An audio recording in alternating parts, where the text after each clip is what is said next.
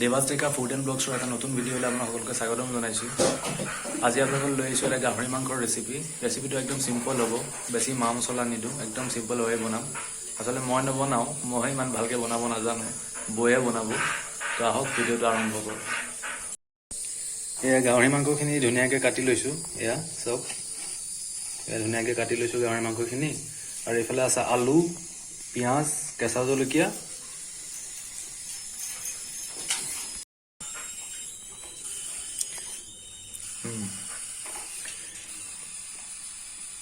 এই কেৰাহীতে অলপমান তেল দিছোঁ, তেলখিনি অলপ গৰম হ'ব লাগিব।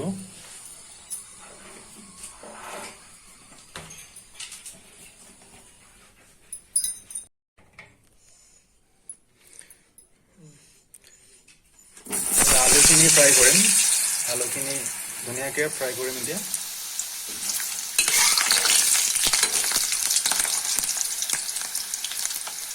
আলুখিনি অকণমান ৰঙা হোৱাকৈ ফ্ৰাই কৰিব লাগিব।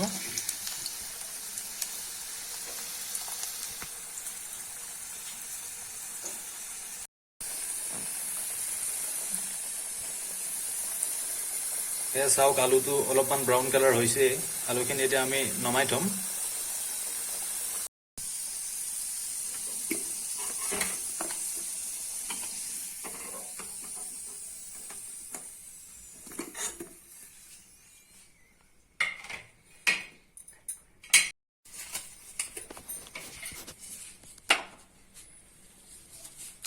ইয়াত তেজপাত দুটামান দি দিছোঁ যাতে টেষ্টটো ভাল হয় আৰু গোন্ধটো ধুনীয়া আহে।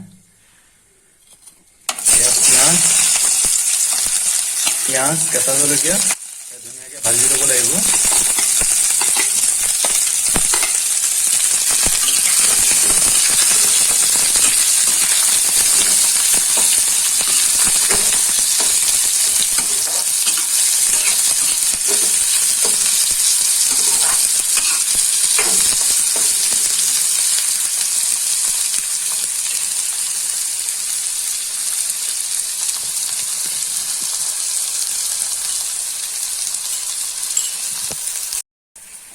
এতিয়া আমি গাহৰি মাংসখিনি দিম। এয়া গাহৰি মাংসখিনি দি দিছোঁ।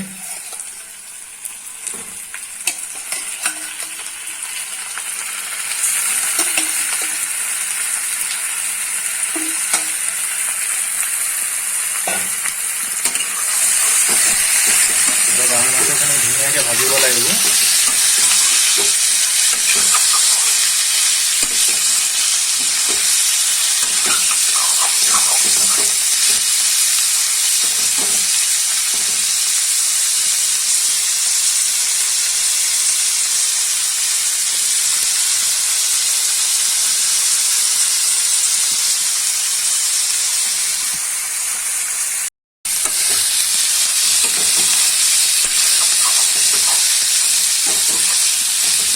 অলপ দেৰি ফ্ৰাই কৰিব লাগিব গাহৰি মাংসখিনি, অকণমান ৰঙা হোৱাকৈ ফ্ৰাই কৰিব লাগিব।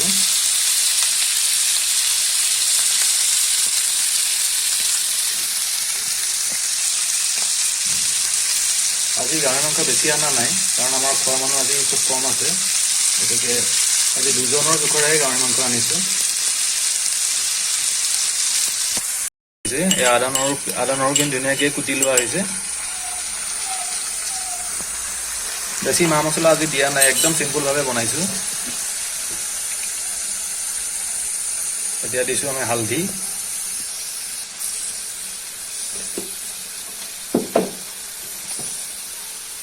নিমখ দিব ন,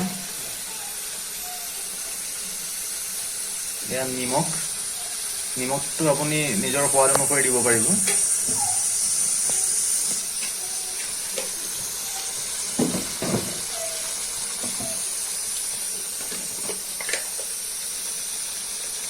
জিৰা পাউডাৰ ন, জিৰা পাউডাৰ অলপমান,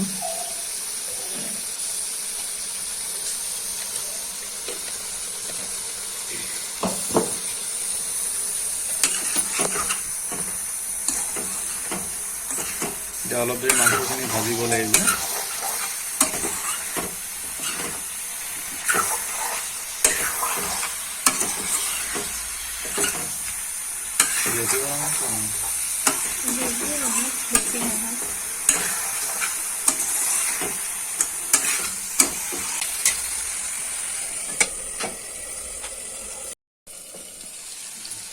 এতিয়া আমি আগতে ভাজি থোৱা আলুখিনি দি দিছোঁ। এই আলুখিনি দি পেলাই এতিয়া অলপ দেৰি মাংসখিনি ভাজিব লাগিব।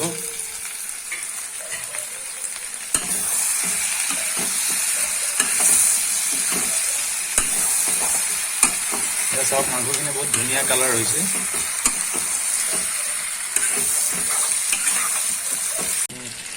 অলপমান গৰম পানী দিছোঁ। পানীটো দিলে মানে ধুনীয়াকৈ মাংসটো সিজি যাব।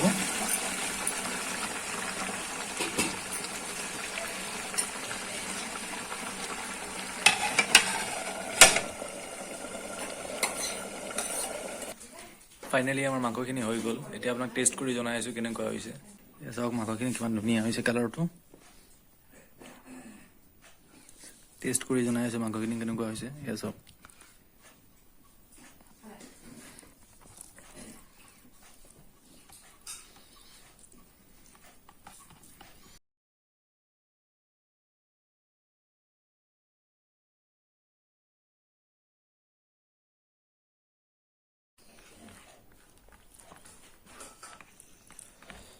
মছলা ইয়াত পেকেট মছলা একেবাৰে দিয়া নাই। অকল আদা, নহৰু, পিঁয়াজ আৰু কেঁচা জলকীয়া দিছোঁ। ফ্লেভাৰটো বহুত ধুনীয়া ফ্লেভাৰ এটা আহিছে।